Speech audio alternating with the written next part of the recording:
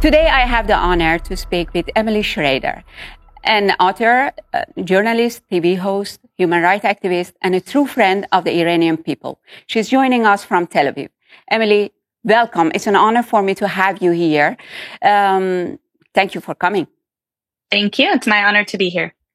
Let's start with the current situation. How are things right now in Tel Aviv? Well, for the first time since this war between Israel and the Islamic regime in Iran started, we didn't have missile alerts or sirens in Tel Aviv, in central Israel last night. So I actually got a good night's sleep for the first time. However, we did see continued ballistic missile attacks in other areas of Israel last night. And then, of course, yesterday, we had a very difficult day with several direct hits, including in the central Israel area, Tel Aviv. They also hit a hospital in southern Israel, which I actually visited yesterday, the site of that ballistic missile site. And we just discovered a few hours ago, it was confirmed by the IDF that at least one of the ballistic missiles that was sent had cluster munitions attached to it, meaning that there are multiple other explosions that go from this one missile when it explodes. So it exploded overhead and hit several different areas, like 8 or 9 different areas, I think. So the threat to the general civilian population here in Israel is greater than we have had with any of the terror proxies of the Islamic regime, like Hamas or Hezbollah or Islamic Jihad. But, we're dealing with it the best that we can. The Israeli public isn't really, we're not strangers to war, unfortunately.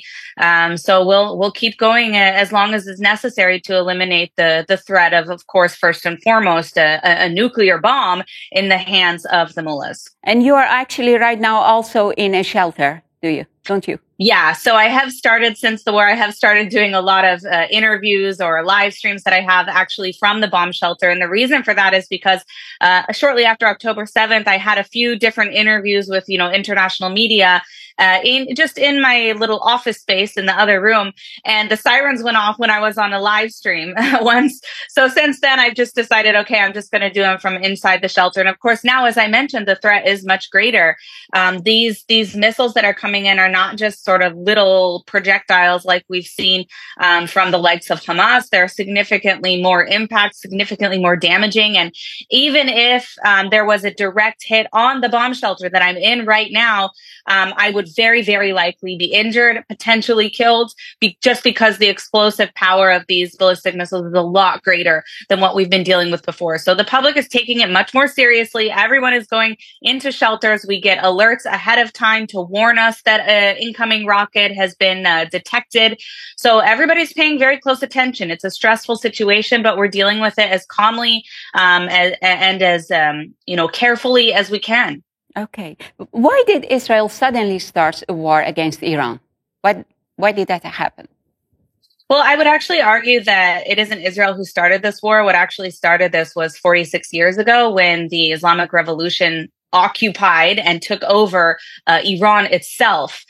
This has been an ongoing core value of the Islamic regime for 46 years. They've centered themselves around an obsessive and irrational hatred for the Jewish people, but in particular for the state of Israel, which they view themselves as, the liberators of Islam or some sort of, they're trying to position themselves in the Muslim world as being these liberators of Jerusalem or whatever.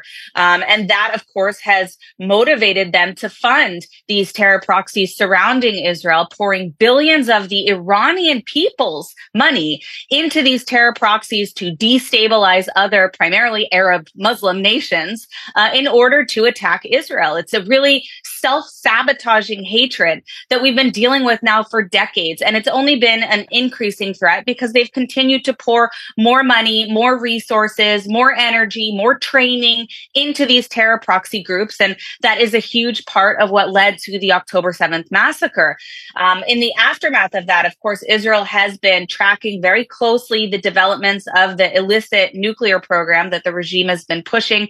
And on the one hand, they're claiming that it's for peaceful civilian purposes. We know that that's absolutely not the case for a number of different reasons. The first of which is that they've been enriching 20% and then up to 60% uranium. there is no civilian purpose for this level of enrichment. I want to emphasize this especially because people don't understand, because it gets very technical when you talk about nuclear programs. There is absolutely no civilian purpose whatsoever for 60% enriched uranium.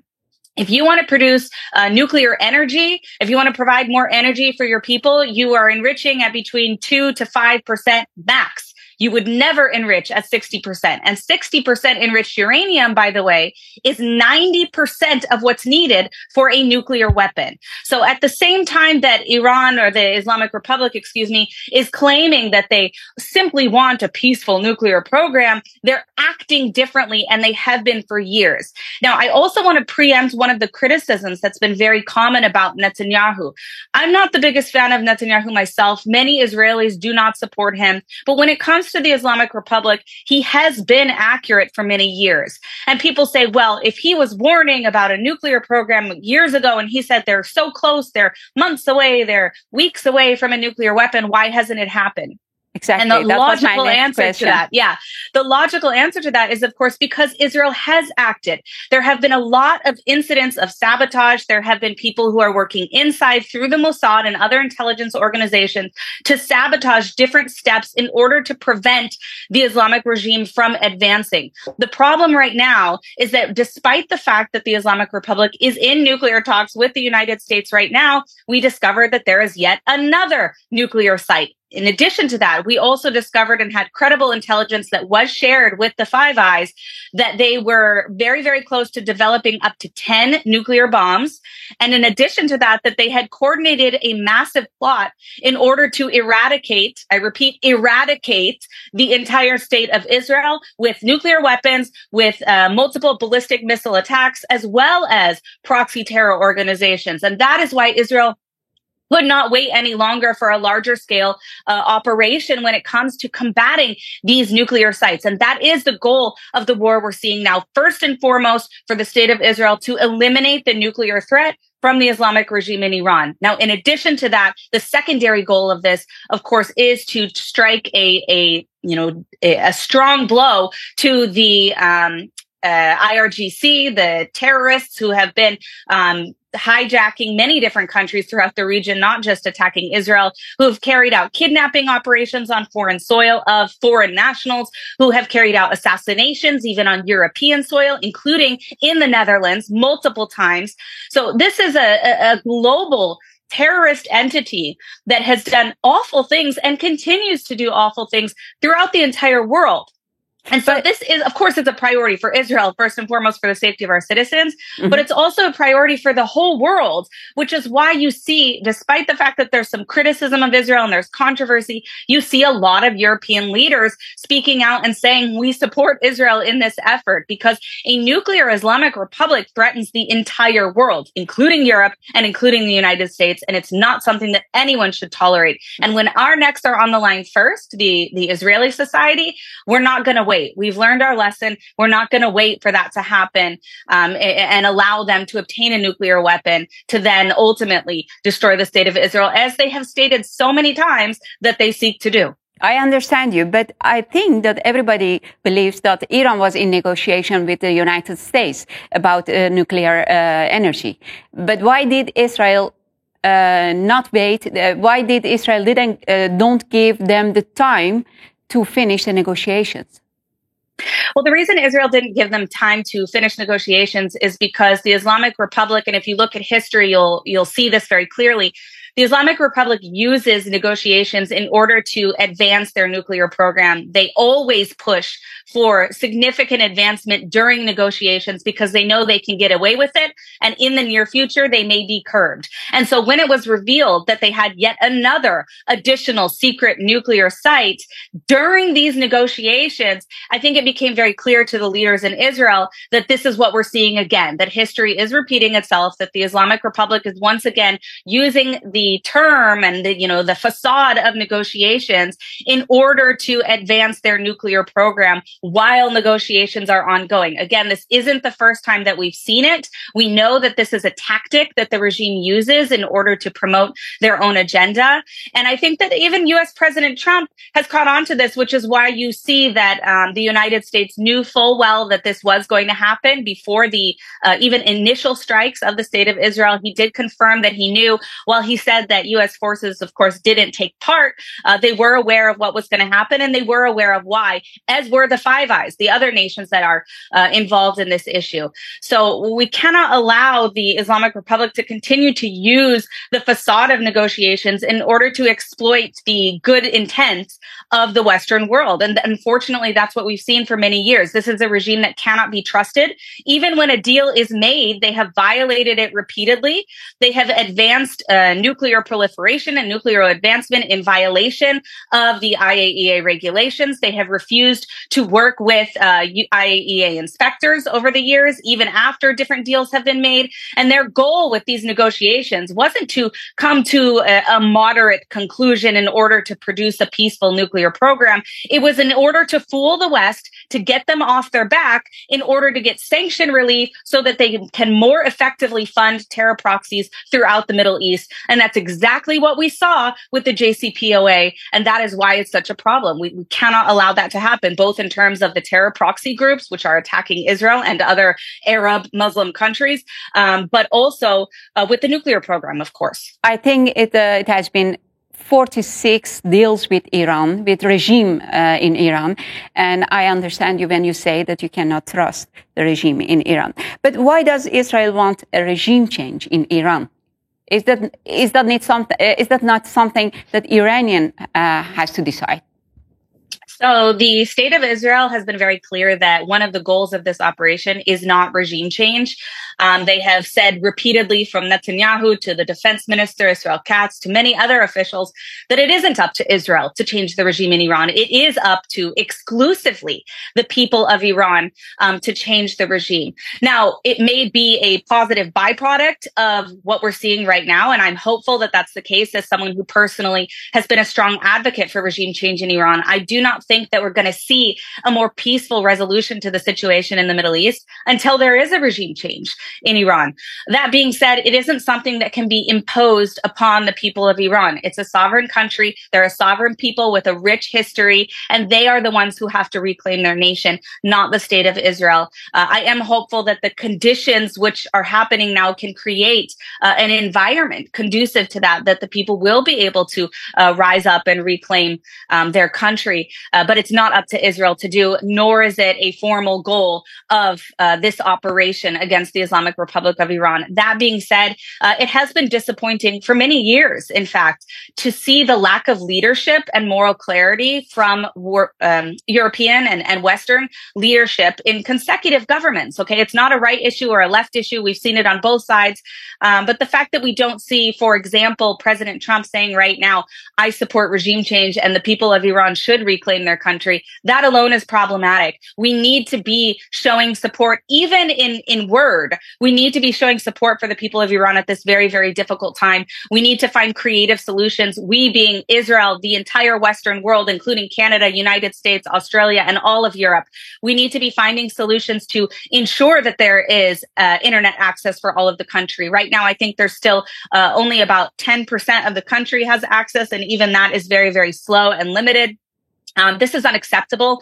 We know that every time this has happened, the regime has used that in order to carry out all kinds of massacres against their own people inside of Iran. And that is exactly what they will do if given the opportunity. We cannot allow that. It's the international community. We cannot allow that. So we need to be supporting the people of Iran on that front. We need to be holding the Islamic Republic accountable. Just today, I saw that the foreign minister of the Islamic Republic is supposed to be addressing the UN Human Rights Council this afternoon, which is Absolutely. I mean, I have no words to express how absurd this is, given how this regime has systematically violated the human rights of their own people. And I'm not even getting into Yemen, Iraq, Syria, Lebanon, Gaza, and what's happening in Israel right now, bombing a hospital just yesterday. So to have someone like this representing this terrorist dictatorship addressing the UN Human Rights Council is a slap in the face to every single person who has dealt with this regime, past or present. It's something that absolutely should not be happening. And once again,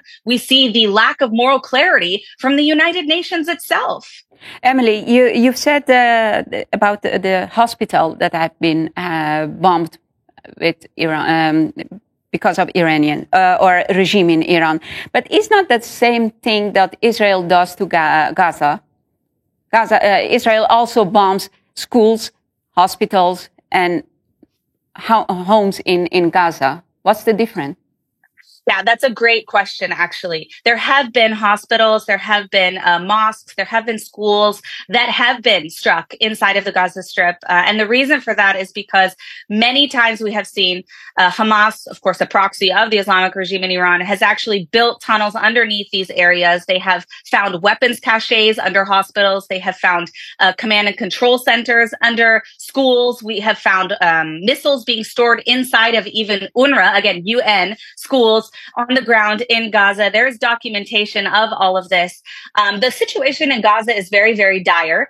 I don't wish for any of those civilians to die. I think it's a terrible tragedy. But at the end of the day, we have to remember that this is a very geographically compact area with a lot of people and a population, the majority of whom have explicitly and in action supported the actions of Hamas. Many of them, in the thousands, took part in the actual October 7th massacre itself. Some of them have held hostages captive in their own homes. So it's the lines between who is civilian and who is combatant is already very difficult to determine, as it is any time that you're dealing with a non-state actor, a terrorist organization, which is what Hamas is. It's a little bit different in Iran because it is a sovereign nation.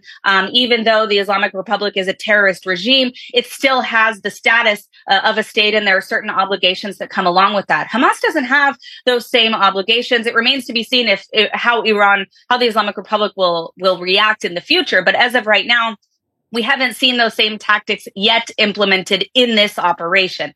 Unfortunately, in Gaza, we have seen that Hamas is intentionally positioning themselves amongst groups of civilians. They have even fired missiles from the humanitarian zones that Israel set up when Israel has issued instructions to the public to evacuate certain areas in order for their own safety. Hamas has not only told them not to go, they have opened fire at some of these people, the Palestinians who are walking into areas trying to get to safety.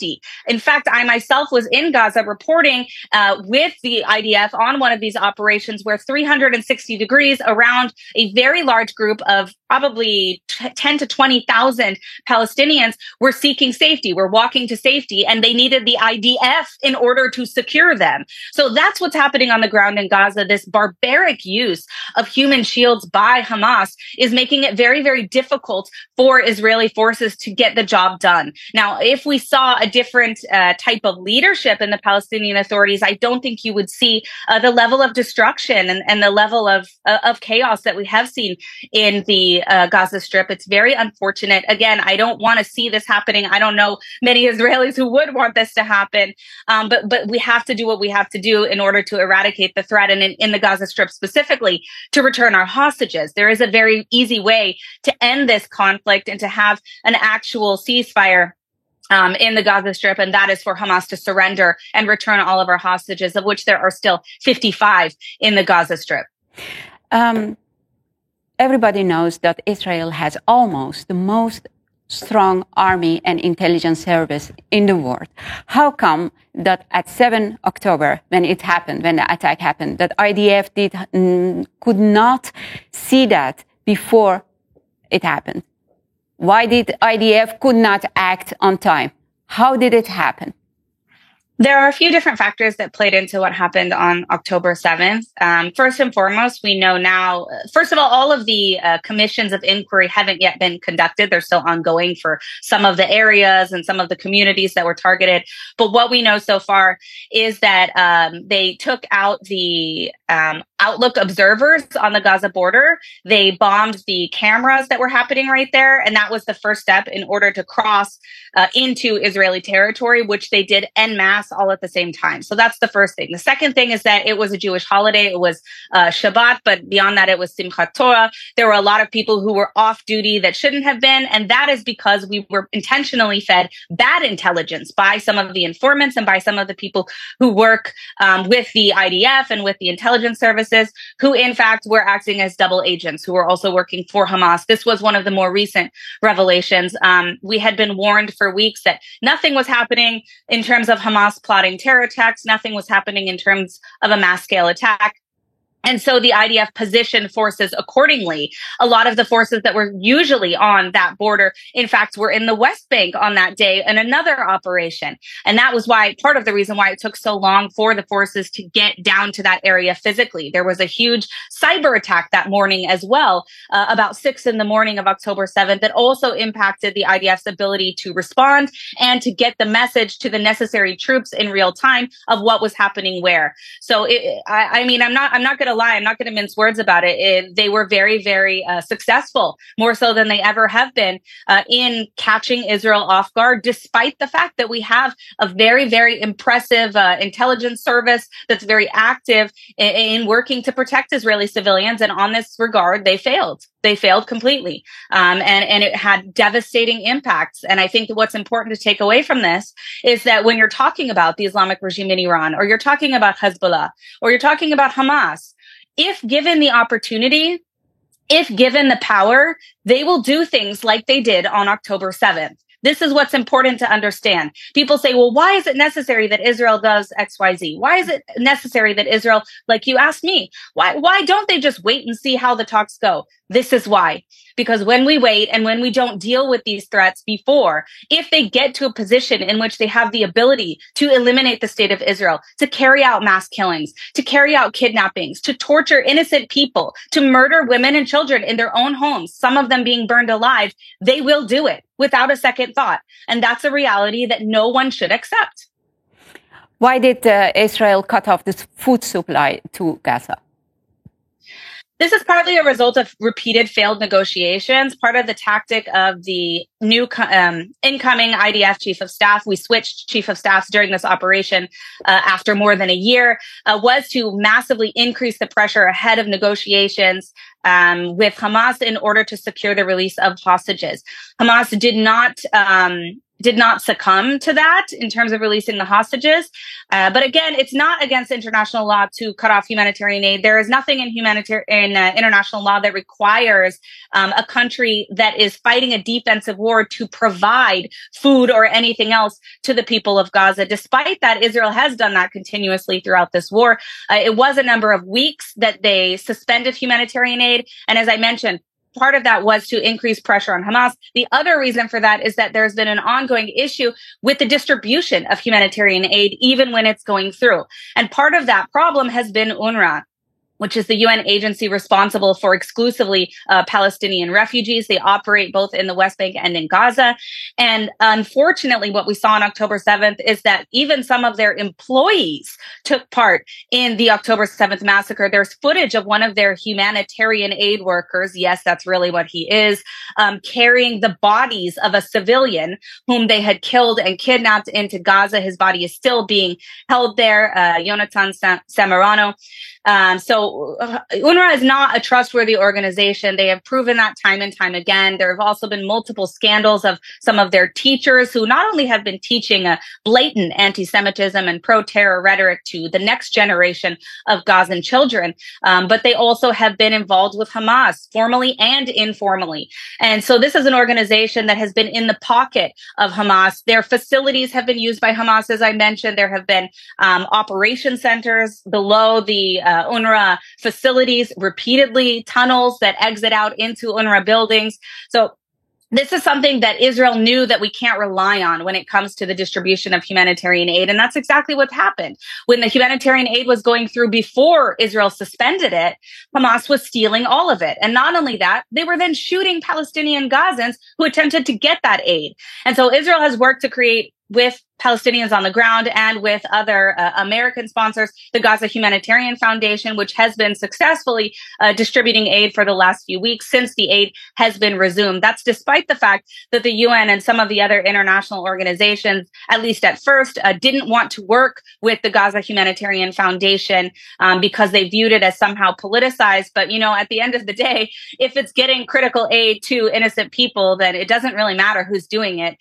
Even if UNRWA was doing it successfully, I'm pretty sure Israel would still work with them. The problem is that they proved for many, many months that they weren't able to do that and that they haven't been able to do that. And even in recent weeks, we've seen that aid has been approved and transferred across that border by the state of Israel, only to sit there for days and days and days because the UN refused to distribute their part of what they were responsible for. So it's a very difficult and complex situation. Mm-hmm. I wouldn't wish it on anyone, but there are a lot of factors at play. So I just want to urge anyone who isn't sure about this issue or who thinks that something initially sounds very problematic to take a closer look at what's happening on the ground. A lot of chaos. Sometimes it's hard to determine exactly what the issues are, but Israel is committed to doing whatever they can in order to reduce the number of civilian casualties as much as possible. Okay, let's go back to the war between Israel and the regime in Iran. Did you expect to get hit so hard from Iran? I think that everyone here on the ground in Israel did expect that the Islamic Republic would retaliate pretty significantly. We know that the fight against the Islamic Republic is much greater than the fight against their terror proxies, even though Hezbollah had, about or up to 250,000 missiles pointed at Israel at one point. We know that dealing with the regime in Iran is going to be a significantly greater threat, and I believe it will continue to be. I mentioned earlier that we didn't have any direct strikes on Tel Aviv last night, but I don't expect that to continue. I do think that there will be an increasing number of attacks, but the public is prepared for that, and I would say that there's actually very, very widespread support from left to right here in Israel for the operation, because we know that the Islamic regime has been threatening to eradicate the state of Israel for decades. And we know that they are behind what happened even on October 7th with all of these terror proxy groups, including the Houthis in Yemen and Hezbollah in Lebanon and, of course, Hamas in the Gaza Strip. So we know that this is a threat. We knew it had to be dealt with at some point or another. And yes, we do expect that it will be very, very difficult. We're prepared for that. And I think that both the general public and, of course, the leadership are dealing with it the best that they can. When I was at school in Iran, we had to think and find out new strategies to destroy Israel. And if you could not find a new way, you could fail that school year. You could not go to the next grade.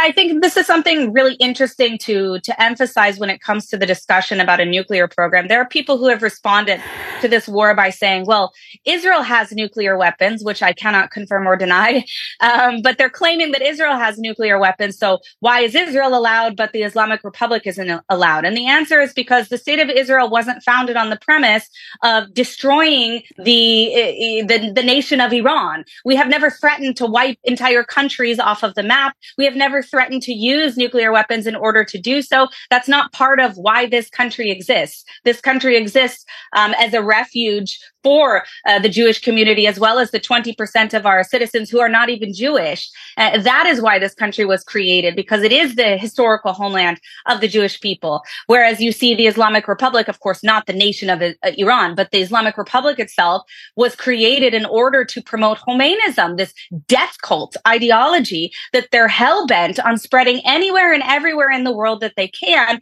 in order to pursue this fanatical, theocratic interpretation of this violent Shia Islam, 12er Islam. And this is not something that anybody should be making excuses for. And there is a significant difference in terms of the responsibility of what you can allow those sort of regimes to do and to have between, for example, the state of Israel having access to a nuclear weapon or the Islamic regime in Iran having access to a nuclear weapon. They've already proven what they would do with more power in their hands, exactly as I mentioned with Hamas. And that precisely is why we cannot allow it. I think you hear a lot of time that they say Israel started war with Iran last week. But when you talk about 7th of October, about the war that Hamas started with Israel, they say, no, the war didn't start at 7 October. It started long ago by Israel. How do you respond to that?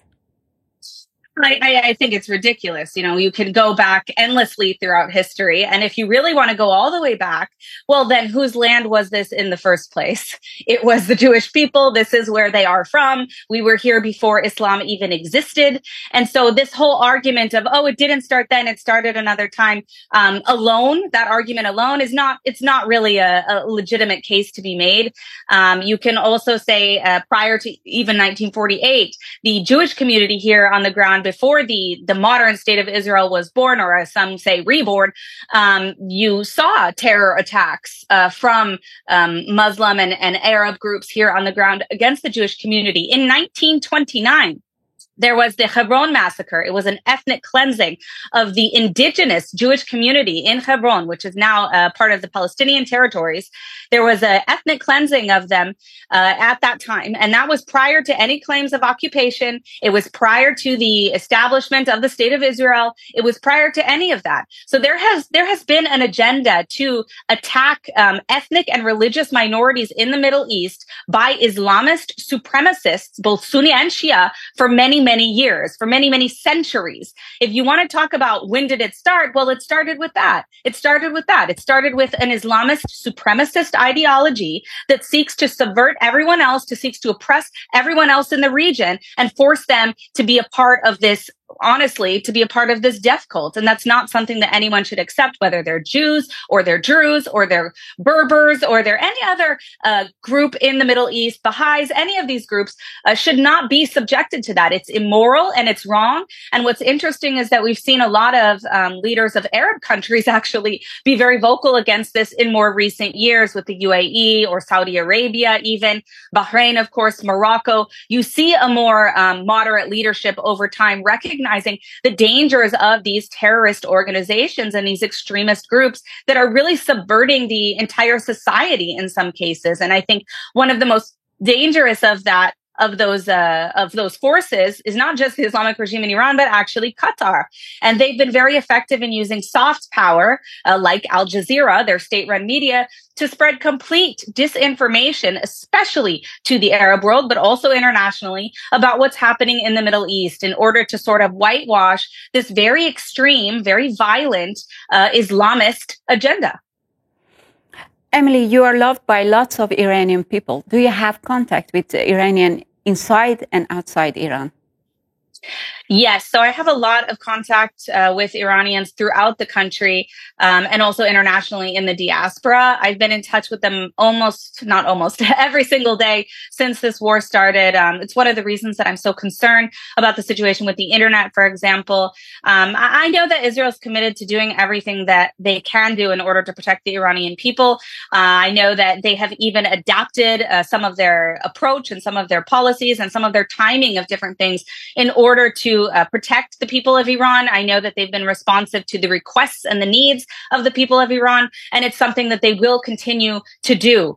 That being said, it's very difficult to be able to communicate with the Iranian people on the ground when the regime has cut off internet. And I find it so ironic that the regime is claiming that Israel is somehow using the internet in order to advance their agenda, when one of the most important goals of having the unrestricted internet access is in order to ensure that we can protect civilians and that we can ensure that people aren't going to be in danger, that they can receive warnings in an adequate amount of time. And this is an ongoing challenge. I know it's something that Israel is working on. I hope that the people of Iran can be patient with us as we're figuring out solutions to, at the same time, we're fighting the IRGC with all of our might. We're also interested and invested in protecting the people of Iran as much as we can. We don't want any Iranian civilians to be harmed at all.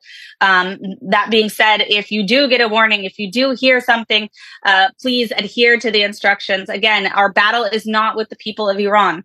Our battle is with the Islamic Republic of Iran. And interestingly enough, they're also the enemies of the Iranian people. And I think that's one of the reasons that you see, and that I've heard personally, so much support for the Israeli action against the Islamic Republic. They don't want this regime, and they've been spoken over by the international community for decades. And there are thousands of Iranians who have paid the ultimate price, who have been slaughtered by this regime. Even during this war, they've already executed one person they accused of being a Mossad spy. They're now desperately trying to find these Mossad spies, which of course refers to anyone who disagrees with anything openly that the Islamic regime does, and sometimes not even openly. So they're on a bit of a witch hunt. I am very concerned for the safety of the Iranian people, but not because of Israel, because of what the Islamic regime is doing. They're kind of like a wounded animal, you know, like they're very, very weak right now. And when an animal like that, especially a violent animal, is cornered and wounded, they lash out. So we need to pay very close attention. The entire Western world needs to be on alert about these issues. It's part of the reason that it's so important that we see support, at least spoken support for the people of Iran on the ground, because in these situations, it's very dangerous. It's kind of like leaving an abusive relationship. When someone finally decides that they're fed up and they're going to leave, a lot of times that is the most violent or the most dangerous time. And we've seen the regime do this in the past as well, when they have been carrying out terror attacks against their own people in order to frame Israel or frame the United States or blame someone else to try to get legitimacy with the people who hate them.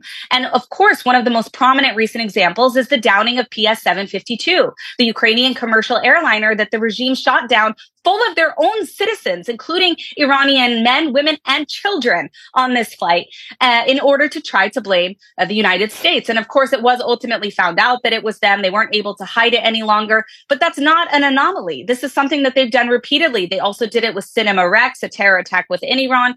And if given the opportunity, they will absolutely do the same thing again. And we can't allow that to happen. We need to be very alert and pay attention to what's going on and find a way somehow, whether it's Elon Musk or the government of the Netherlands or any other government in the world, we need to find a solution to ensure unrestricted internet access for the people of Iran. This is critical and it can save lives. What motivates you to be so outspoken about and for people in Iran? Well, I'm originally from Los Angeles, and I grew up with many, many Iranians who fled after the revolution and in the years after. So I'm very familiar with this issue for as long as I can remember. And I have to be honest that I never really saw them as different issues. You know, as an Israeli, I never saw ensuring the security of the state of Israel and a safer, more peaceful Middle East as different than fighting against the Islamic Republic of Iran, because I understood the depravity and the level of evil that this regime has and the things that they have done, first and foremost, against their own people, but also against everybody in this region and beyond. The stronger they are, the more aggressive that they get. And so I knew that a lot of my friends, a lot of colleagues, they didn't want to speak out the same way that I do because they know that there are repercussions. They have family in Iran, and we know that the regime will arrest, torture, even execute family members in order to try to suppress Iranians in the diaspora from speaking out freely.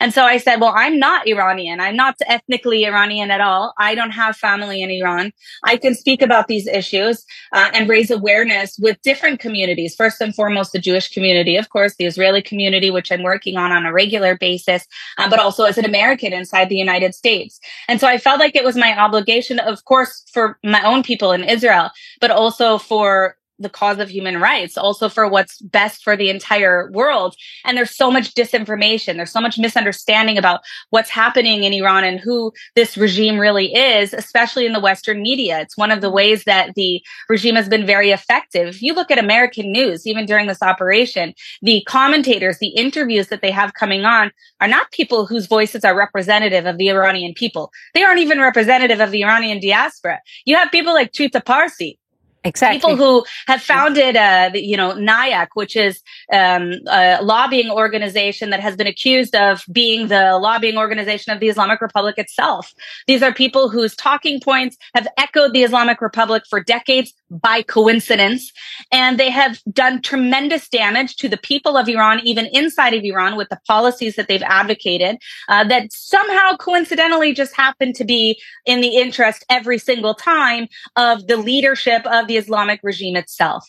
So these are not voices that should be given a platform on the media, and unfortunately they have many, many times, and that's a dangerous place to be. We need to see more understanding, more accountability from the media in the Western world, listening to voices of the actual Iranians who are crying from the rooftops, literally chanting from the rooftops last night, death to Khamenei, death to the dictator. This is the voice of the Iranian people. And it's past time that we stand with them.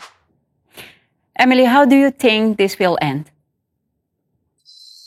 I don't know yet how it's going to end. It's going to depend a lot on the next few days and what involvement, if any, the United States is going to have. I'm hopeful right now still, but I am nervous. And I think it's really, really sad. When this first happened, there were some people who were very excited, even Iranians who were excited because they had wanted the regime itself to be targeted, whether by Israel or by anyone else, not in order to liberate Iran, as I mentioned, that can only be done by the people, but just because this is what, as Ali Karimi, the famous football player, said, this is the result of 46 years of bullying. This is what happens when you're a regime, a terrorist regime that behaves this way. For myself personally, I wasn't happy. I'm very sad. I'm very sad to see even Iranian territory being attacked, just as I am sad to see Israeli territory being attacked. But we also understand that there is no, We also understand that there is no other alternative, and that when it comes to life and death issues, Israel has to do whatever they have to do in order to protect the security and the safety of our citizens, first and foremost. But beyond that, we need to make sure that it's done so responsibly and with the lowest amount of casualties that we can possibly have when it comes to the actions on the ground in Iran. Now, obviously, we can do that the hard way, or we can do that the easy way. And the easy way, or easier way, I should say, none of them are easy, is if we have U.S. involvement in order to achieve the objectives of this operation, which are first and foremost to eliminate the nuclear threat and also to eliminate the threat of ballistic missiles and other weapons from the IRGC. And if the United States assists in that, for example, in dealing with the nuclear site at Fordo, it will be faster, it will be less deadly, and it will be more effective. If Israel is forced to act alone, we're still going to do it. We're still going to be successful, but we don't yet know what that's going to look like. And it's going to be more complex and probably more costly, both on the Israeli side and potentially, I hope not, but potentially on the Iranian side, which is why we need this to happen. I think it's a misunderstanding of armed conflict. When you talk about these operations, people think, oh, well, if the U.S. gets involved, it's going to be much, much worse. And that's not necessarily the case. Even what's on the table, we're not talking about an invasion of Iran in the style of what happened in Iraq, of course. We're talking about targeted airstrikes in order to eliminate a nuclear threat that is deeply underground. That is, to my understanding, that is what they would focus on, and that is what they should focus on. Again, it's not up to the U.S. or Israel to force regime change on the people. That's something that has to be done by the people itself. But we're hopeful that they will be able to take this opportunity to do that, to rise up and to actually make a difference and ensure a better future, of course, first and foremost for themselves, but for the entire region. I hope so too. And I hope that very soon we can celebrate a happy and free Middle East together. Amen. I look forward to it. Next time we'll do an interview in Tehran. I would love to do that. I would love to do that. Emily, thank you for being with us. Thank you. And stay safe. You too. I'm very sorry that the stupid leaders of Iran put in. But are you safe now? Are you safe now? Yeah, I'm actually in the bomb shelter. This is my bomb shelter. So for now, I'm safe.